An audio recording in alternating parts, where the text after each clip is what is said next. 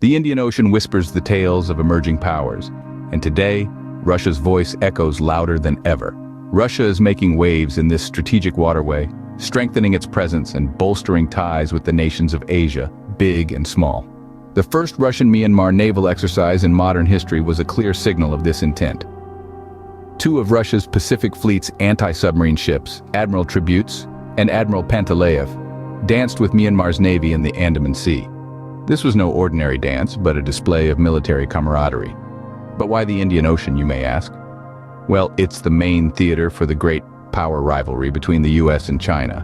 By deepening its ties with nations in the region like Myanmar, Russia aims to enhance its strategic presence and play a consequential role amidst this rivalry.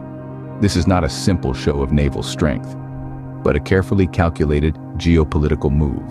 The Andaman Sea, November 7th to 9, marked a historical milestone, the first Russian-Myanmar naval exercise in modern history.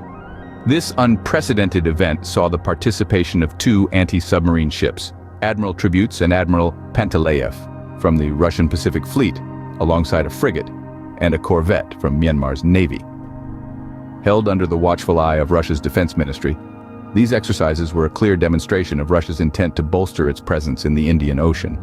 This show of strength is a strategic move, signaling to the world that even in the face of potential isolation from the West, Russia has its supporters in the global South and in Asia. The reactions to this naval exercise were varied. While some viewed it as a simple strengthening of ties between Russia and Myanmar, others saw it as Russia's attempt to carve out a consequential role in the turbulent theater of the Indian Ocean, a region marked by great power rivalry between the US and China. Yet this naval exercise is just the beginning. Russia is not only aiming to enhance its strategic presence in the region, but also to deepen its ties with other nations, such as Myanmar. This exercise was merely the first ripple in a wave of Russian naval activity in the region. The same Russian warships that danced with Myanmar's navy soon found themselves docking at Bangladesh's Chittagong port, a first in 50 years. This rare visit wasn't just a courtesy call, it represented a huge milestone in Russia-Bangladesh relations, as stated by the Russian embassy in Dhaka. As Russia seeks to amp up its presence in the Indian Ocean, these ties with smaller Asian nations are proving to be invaluable. From the Bay of Bengal, these Russian warships then made their way to India, where they conducted 2 days of naval drills.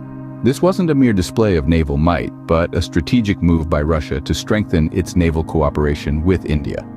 These exercises serve as a testament to Russia's commitment to deepen its ties with key players in the region. This naval diplomacy, from Myanmar to Bangladesh, and then India, is a demonstration of Russia's strategic intent. It's Russia's way of saying to the West, even if you try to isolate us, we have our supporters in the global South and in Asia. These maneuvers are a clear message to the West. Russia has its supporters in the global South and in Asia. The Indian Ocean has become a chessboard for great power rivalry, and Russia aims to become a consequential player. Russia's increased naval presence in the Indian Ocean is a strategic maneuver to assert its influence and deepen ties with nations like Myanmar. This move is not just about showcasing naval prowess, but rather a demonstration of Russia's commitment to its allies in the region. Russia's naval drills and port visits are more than simple shows of force. They are a clear signal to the West that isolation attempts are futile, as Russia has supporters in the global South and in Asia or Africa. This naval diplomacy is a chess move on the global stage, proving that Russia is a player not to be underestimated.